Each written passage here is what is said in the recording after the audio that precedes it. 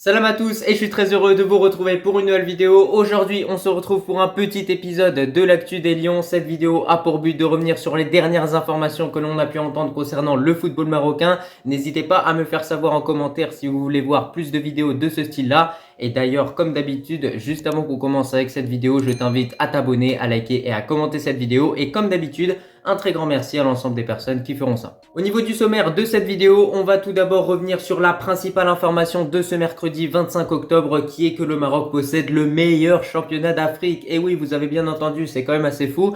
Et oui, bah voilà, on possède le meilleur championnat d'Afrique, donc on a de quoi être fier, on va en parler. Ensuite, on reviendra sur la situation de Sofiane Bouffal qui serait peut-être apte pour jouer la CAN 2023. Dans la continuité, on va revenir sur le cas El Ouazani. Et pour finir, on va également un petit peu s'étaler sur nos jeunes lionceaux, nos U17 qui vont bientôt disputer la Coupe du Monde. Pour commencer, aujourd'hui, le classement CAF des meilleurs championnats d'Afrique a été dévoilé. Et devinez quoi, le Maroc possède le meilleur championnat d'Afrique, le Botola Pro, qui s'est clairement hissé en tête de ce classement-là, suivi de l'Égypte, de l'Algérie en troisième. Je crois bien qu'en quatrième, nous avons l'Afrique du Sud et pour finir en cinquième, la Tunisie. Donc voilà, on voit que quand même en Afrique, petit à petit, les championnats ils sont en train de monter, c'est intéressant. Mais franchement, pour moi, je vous le dis honnêtement, le Maroc mérite totalement cette place de meilleur championnat d'Afrique au vu des infrastructures qu'on possède avec des pelouses de qualité, des stades de qualité également qui vont être rénovés d'ailleurs, qui sont en plein travaux, que ce soit le stade de Tanger, le stade Moulay Abdallah ou le stade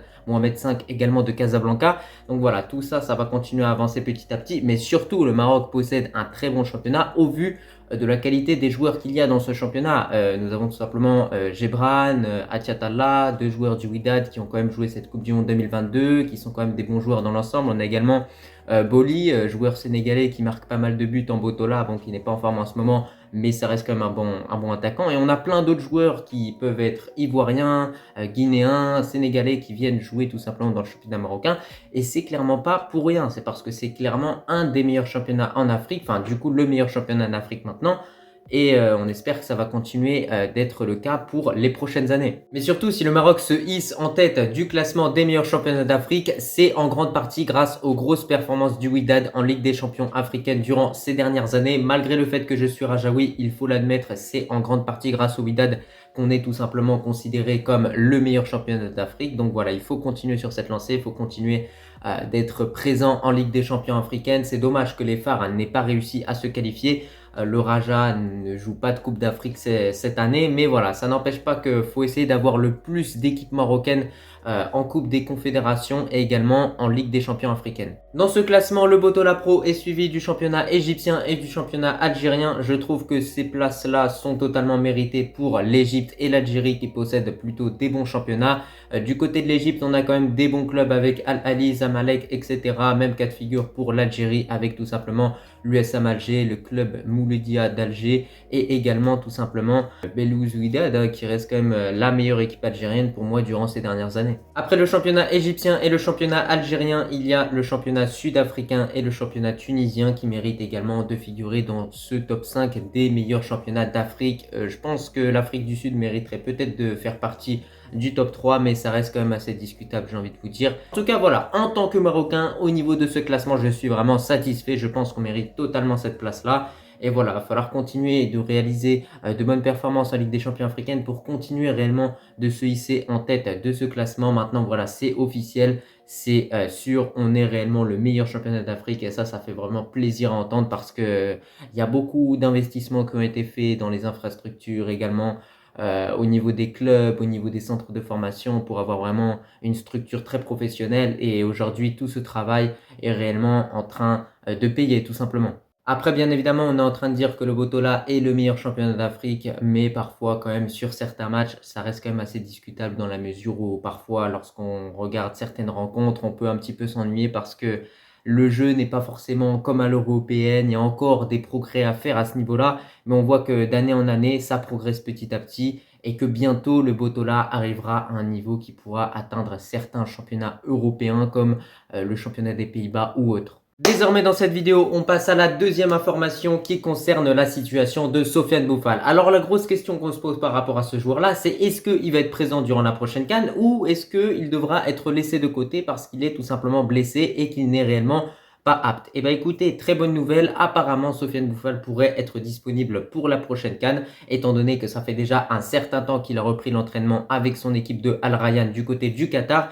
En tout cas, moi, je suis vraiment satisfait d'apprendre ça. Je pense que Sofiane Boufal, ça reste un joueur qui est quand même très sous-coté, que beaucoup de personnes ont tendance à, on va dire, sous-estimer, alors qu'au final, c'est un de nos meilleurs joueurs. Franchement, il faut le dire, il est très bon en dribble. Regardez, il a mis autant de buts que Nisri sur les derniers matchs amicaux du Maroc, étant donné que Nisri n'a pas marqué depuis cette Coupe du Monde 2022. Donc, ça montre à quel point c'est un joueur très important qui peut nous permettre tout simplement d'obtenir des pénaltys, qui peut apporter de la percussion, qui peut apporter plein de choses à notre équipe nationale. Et donc voilà, Inch'Allah, on a hâte de revoir Sofiane Boufal sous notre maillot parce qu'il commençait un petit peu à nous manquer. On va pas se mentir, c'est un joueur, ça fait très longtemps qu'on le connaît, ça fait depuis Hervé Renard et moi j'ai hâte de le revoir honnêtement sous Regragui parce que malgré le fait que Abdé, Amin Adli, ça reste intéressant, moi je vous le dis honnêtement, Sofiane Boufal avec son expérience, ça reste quand même assez au-dessus. C'est un joueur qui a su être capable de dribbler, un joueur aussi rapide que Llorente face à l'Espagne, donc ça montre à quel point c'est vraiment un superbe dribbleur et c'est réellement un joueur qui peut complètement changer notre équipe offensivement.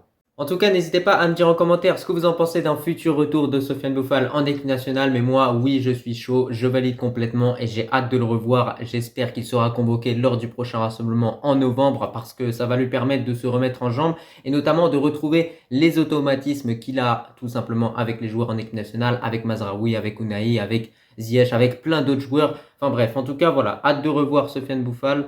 Et on espère qu'il sera un peu plus efficace et qu'il dribblera réellement moins parce que s'il arrive réellement à ajuster ce petit problème qu'il a, je pense que ça peut être réellement le meilleur joueur de notre équipe nationale. Troisième information dans cette vidéo qui concerne un champion de la CAN U23, El Ouazani, qui aurait apparemment été approché par la Fédération algérienne de football étant donné que le joueur possède une mère algérienne. Mais ces informations auraient été démenties par certains médias algériens et c'est d'ailleurs des médias marocains qui auraient tout simplement dit que le joueur aurait été approché par la Fédération algérienne de football. Donc pour moi, en tout cas, d'un côté, il y en a qui essayent de dire la vérité, d'autres aussi. Enfin voilà, c'est un débat qu'on peut pas réellement résoudre. On ne sait pas qui détient la vérité en fait. Mais ce qu'il faut retenir, c'est que le joueur va continuer de jouer avec le Maroc et ne rejoindra pas l'Algérie. Pour finir avec cette vidéo, la Coupe du Monde en Indonésie pour les U17 va bientôt commencer et donc Saïd Chiba et ses hommes sont réellement prêts pour la compétition. Ils sont en train de peaufiner la préparation petit à petit. D'ailleurs, concernant cette équipe U17, on a beaucoup entendu parler de l'absence de Adam Aznou,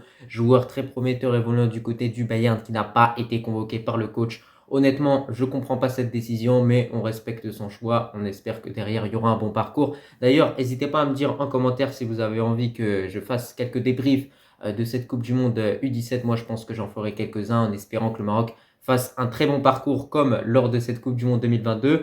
En tout cas, c'était un petit peu tout pour cet épisode de l'Actu des Lions. J'espère que cette vidéo vous a plu. J'espère que maintenant vous êtes au clair au niveau des dernières informations sur le football marocain. Et en tout cas, voilà, moi c'était un plaisir. Je te remercie si tu as regardé cette vidéo dans son entièreté et je te dis tout simplement à la prochaine.